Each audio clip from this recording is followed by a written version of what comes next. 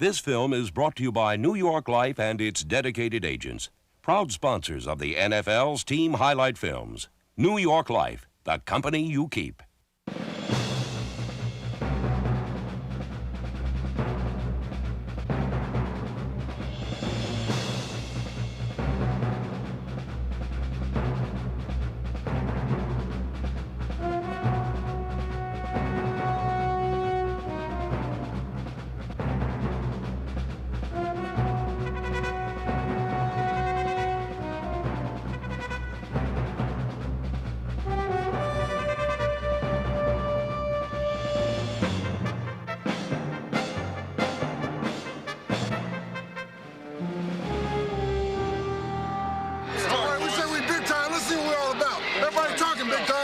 Big time, let's go. Jets on 3. 1, 2, 3, Jets! All right, Joe. Damn it. Now you stop him, okay? I put it on you. Hey, guys, every play is your last play. First play, every play, one play at a time. Rock, let's go.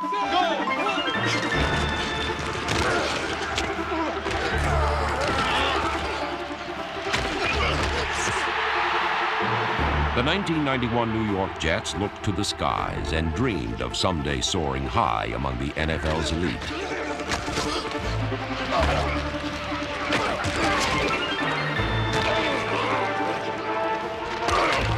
It was a transformation. A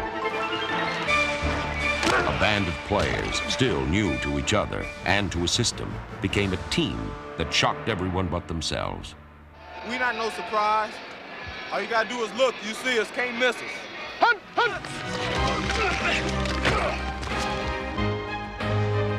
In their first playoff game since 1986, the Jets took Houston by storm, as rookie linebacker Mo Lewis recorded 2 of New York's 4 sacks, and the blitzing secondary delivered 2 big turnovers. Mo goes back, he's hit and dropped. A loss on the play. He's sacked back there. Jets got the ball.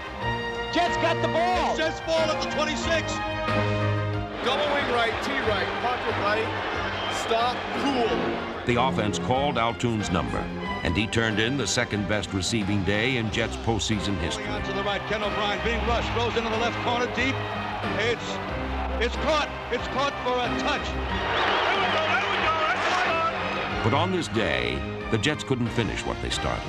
On the final play, they came up literally inches short. Back to pass. Steps into the pocket and throws long. A Hail Mary deep downfield. And it's...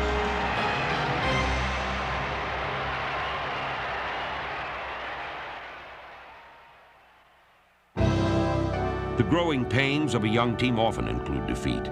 But one playoff loss shouldn't overshadow what the Jets did to get there. First and goal to go, 6 yards out. Hand off this time to Blair Thomas. He runs off right tackle, goes in for the touchdown. The Jets took some hard hits and made some wrong turns in 1991. But every time it looked like they had run themselves into a dead end, they kept running till they found daylight. And as they take off into a new era in Jets history, they will look back on 1991 as the season they learned to fly like a winner. O'Brien back to pass, steps into the pocket and throws long, way up in the air. Coming down near the goal line. Batted around high in the air, batted around. Touchdown! Touchdown! Chris Burkett caught it. He caught it in the end zone.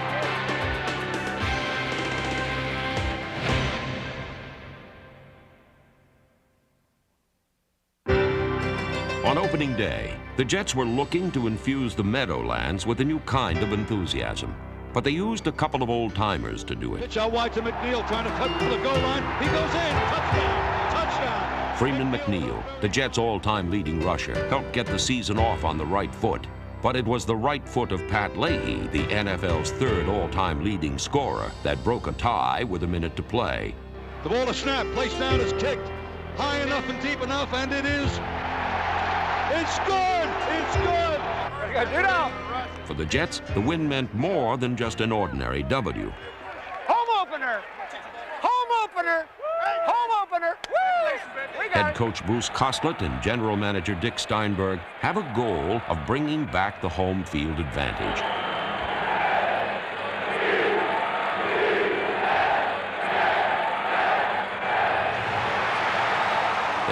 players feed off the fans, and the fans have the power to turn the Meadowlands into a feared arena for any visitor, even the AFC champion Bills.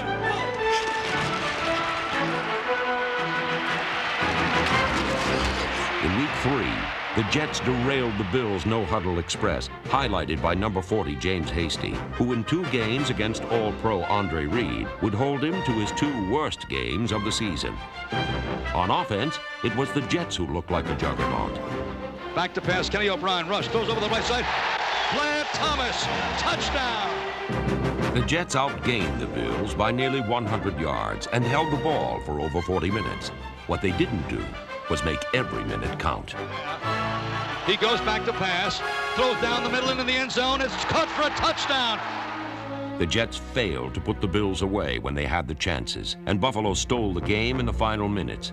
It was an eerie scenario that would play itself out again the following Monday night in Chicago.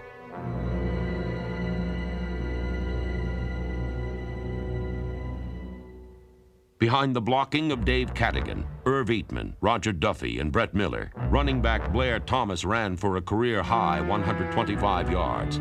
The Jets led 13-6 and appeared to have knocked the Bears clean out of the ring. But once again, they failed to deliver the knockout blow. Handoff goes to Thomas. He drives up the middle, goes off right tackle, and he's pulled down. And the Bears indicate they have the ball, a fumble. Yes, the Bears have the football. The score is Bears 19, the Jets 13, and you can go to bed unhappy. Though haunted by 3 nightmarish losses, the Jets kept dreaming big. It proved to us that we can play, and it also proved that we don't know how to win yet, but we're getting there. We're real close. In Week 5 against Miami, the Jets took one giant step closer. Great form, great level, 10 level, great poise. Inside the 10. 1, 2, 3, 10. He's at his own 7-yard line.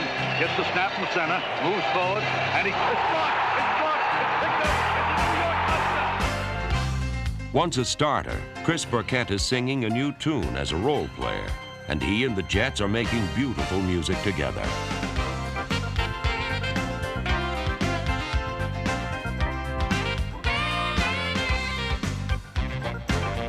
In sports, the most valuable players are the ones who make their teammates better. In 1991, Chris Burkett's teammates gave him their Most Valuable Player award, an amazing honor for a player who doesn't even start.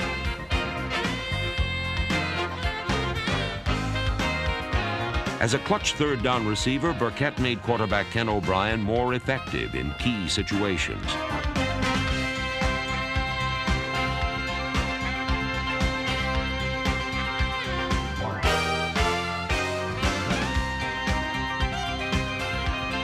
On special teams, he provided drive and focus. And his kick coverage helped first-year punter Louis Aguiar to a first-rate season.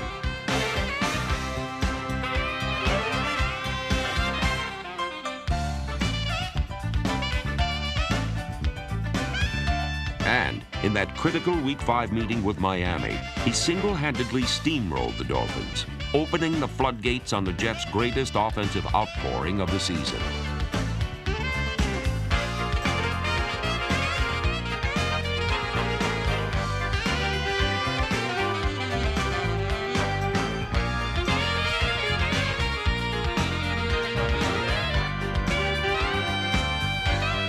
Burkett pointed the way. Then fullback Brad Baxter cleared the path to victory. Kenny O'Brien under the center. Hands off down to Freeman McNeil. Drives up the middle. Picks up good yardage up to the 30 to 35. Breaks out of the clear.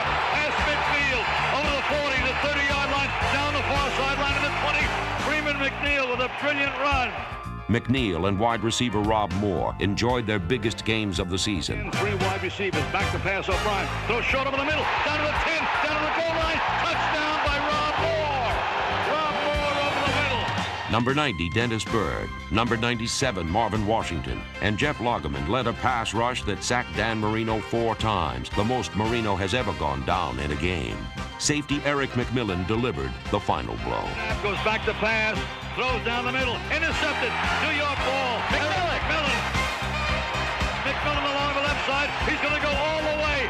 No one near him now. He The Jets had stumbled, but hadn't fallen. And for the next month, they would straighten up and fly right. Burkett and the special teams, including R.J. Coors, Don Boyd Odegaard, Tony Stargell, and McMillan, the special teams' leading tackler, developed a fearsome reputation.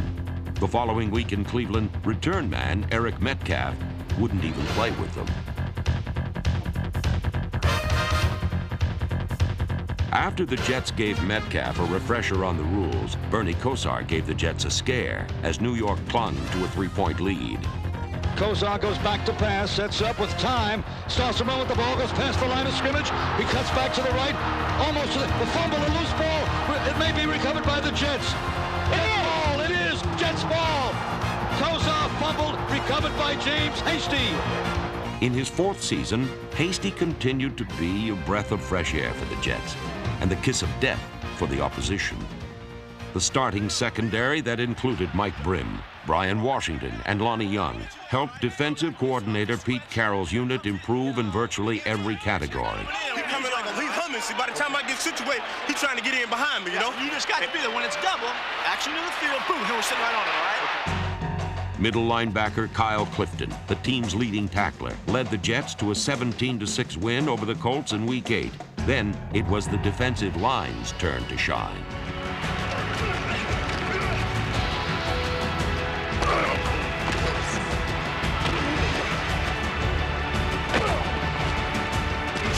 Against the Green Bay Packers, defensive end Jeff Lageman went out to rub elbows with his old college buddy Don Majkowski. Then rubbed his nose in it with 2 of his team-leading 10 sacks.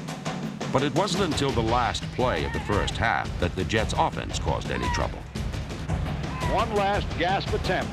O'Brien back to pass, steps into the pocket and throws long, way up in the air, coming down near the goal line. Batted around, high in the air, batted around. Touchdown! Touchdown! Chris Burkett caught it. Chris Burkett, after it was batted around, he caught it in the end zone. Earlier in the season, the Jets had learned it's how you finish the game, not the half, that matters. Starting the season's second half, it was time to put that lesson to good use. The second half is just like the second half of the season. It's when we win it or don't win it. It's whether we get the fans with us or they go home. It's up to you. Let's go to work. Let's go. Scott Mersereau helped execute the defensive game plan, but the tide didn't turn till overtime, when punter Louis Aguiar gave new meaning to the term hang time, and the Jets strung up the pack. Kick is very high in the air, not too deep. Great hang time. It's fumbled, it's loose. It's picked up by the Jets along the 30. He can't run it. Middle. He can't run it. Bobby Houston can't run. He goes down to the 1-yard line, but Houston can't run. While Bobby Houston, one of the newest Jets, celebrated his greatest moment with the team, the oldest Jet just chalked up another one. The teams are lined up and set. Ball to snap, placed down, it's kicked, and it's good! It's good! The Jets win! The Jets win! Pat Leahy gave the Jets their 4th win in 5 games, and it looked like smooth sailing to the playoffs. Instead, the Jets ran into the stormiest part of the season. The NFL playoff race is a stormy sea, and even an old master can't always navigate the changing winds. Oh, that's close. Get in.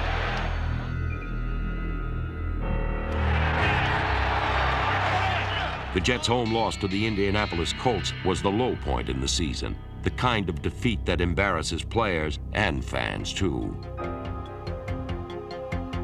Like a child in a growth spurt, the Jets had their awkward moments.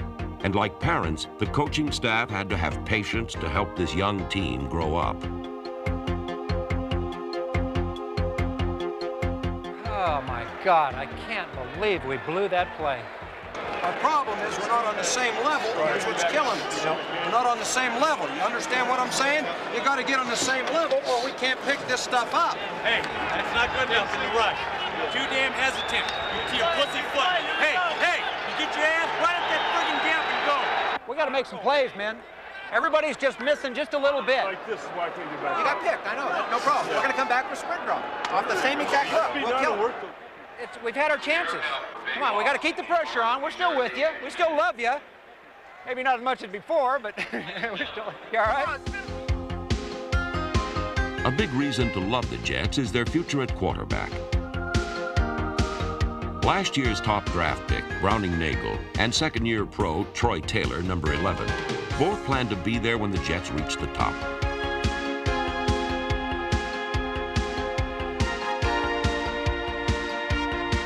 In 1991, though, they spent most of their time on the sidelines, learning the finer points of the game.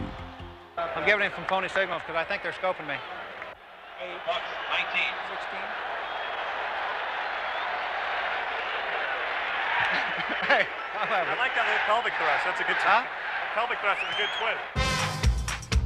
Whatever special twist they give it, the Jets are in good hands when passing is the main thrust of the offense.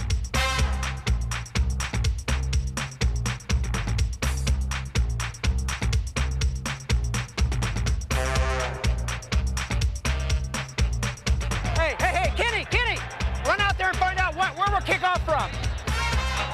That was a good catch, wasn't it? Some of the toughest catches were made by Al Toon, who continues year after year to survive the rugged terrain over the middle. Downfield could be found Rob Moore, who nearly gained 1,000 yards in just his second year, as the Jets' passing attack improved by leaps and bounds.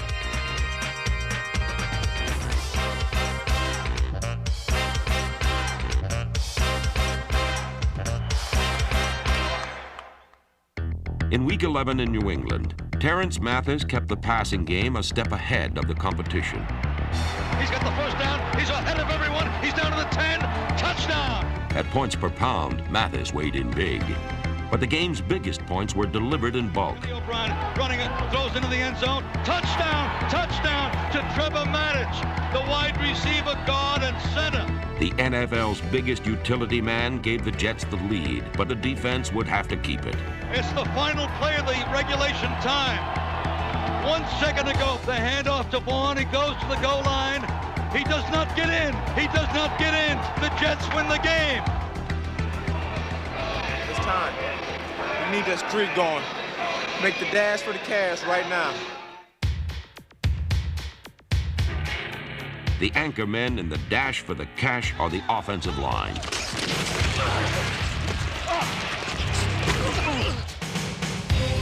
In Week 12 against San Diego, Jeff Criswell, Jim Sweeney, Mike Haight, and Dwayne White paved the way for Blair Thomas. Good job. Keep pumping. Now let's go. Keep pumping. Way to go, Chris. Good job. Thomas's pair of scores led the Jets to a 24-3 win that settled the Jets' account with the Chargers after 2 losses last year.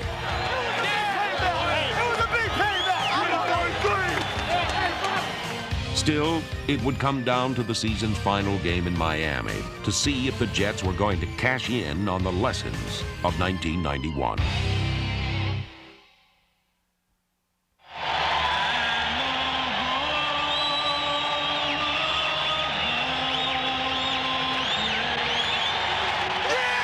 It's a playoff for a playoff game, or so it seems. On you! The New York Jets and the Miami Dolphins getting set for the game, which means that the winner goes into the playoffs and the loser goes home. This is what you dreamed for all your life when you're a small boy. And I want to tell you what it's all about. It's your will versus their will. You understand that? It's your pride against their pride. Let's go get their ass.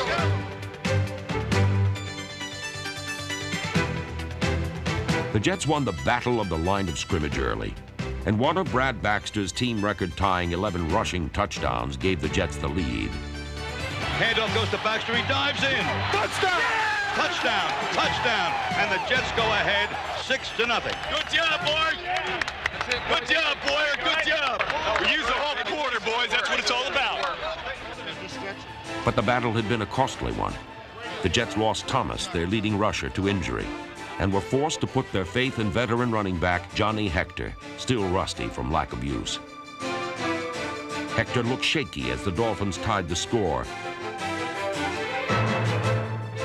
but the Jets' faith in him was unshaken. It's over, okay? Don't worry about it. I know how you are. Get it. Hey, you'll have another opportunity. Okay? You got it. All right, we can pound these guys. Let's go. You're the man. You're the man. In the fourth quarter, their faith was rewarded. Hands off to Hector. He drives up the middle, breaks out in the clear, up to the 20, the 25, over to the far side. He could go a long way. Johnny Hector gained 132 yards, the most by any Jet in 3 years. Hector helped New York build a 17-13 lead, and the Jets tried to stay up as Miami threatened in the final minute. Nothing gets us down. If they don't score, we win it. If they don't score, we win. 48 seconds on the one. 4th and 1 on the one. Oh, baby, this is it. 4th and goal from the one. One play for the playoffs, folks. All right, here we go. Marino under the center, calling signals. Goes back to pass, throws into the corner. Touchdown. It is Bubba Edmonds. 20-17, 44 seconds to go in the game. I've never said this before, ever, in 50 years of broadcasting. The game is over, folks. The game is over, folks. All season long, the Jets had struggled in seeing a victory through to the finish. They had 44 seconds to prove they'd finally learned how. Steps into the pocket, throws long down the middle, and it's caught at the 47-yard line of the Dolphins. Shotgun formation.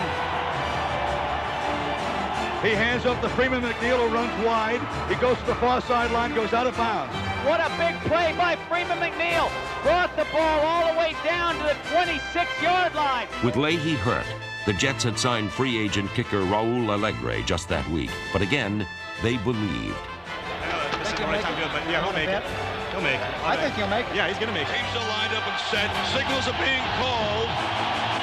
The ball is snapped. It's kicked. It's high enough. It's deep enough. It is good. It's good. It's all tied. Wow. What a fantastic finish. I said the game was over. Folks, it was not over. All right, it all boils down to this. We got to have it now. We're alive, baby. That's the important thing. We keep playing with this. If we get the ball right back, they're going to have to start taking some chances, all right? So be alive to man coverage. They're going to start coming after us with their linebackers, okay? If you can hold them out, we can throw downtown on them. June flank wide to the right. Moore split wide to the left. 2nd and 12 at the 38. Man in motion to the left side. Back to pass. Kenny O'Brien throws long, deep down to the left side, way down to Moore. He's got it. Inbounds at the 10-yard line. Brad Baxter with a great block on the blitzing linebacker. Baxter picked him up. The Jets are in field goal range. I'm going to tell you right now, he's going to make it. This is the season right here, folks. Now they're ready to go again. 30 yards straight away. The ball is snapped, placed down, it's kicked. High enough, deep enough. It is good. The Jets win. The Jets win. The Jets are streaming out on the field, jumping, shouting, rolling on the ground. They're in the playoffs.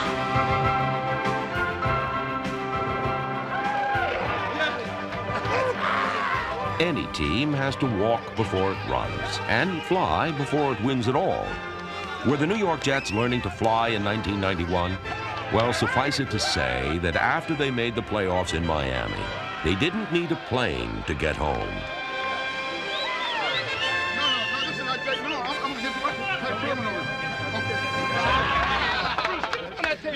I'm all right right here. No, I'm all right. I like the level I'm at with the guy. Okay, now, have a decent plane ride home, normal Monday, okay? That's it.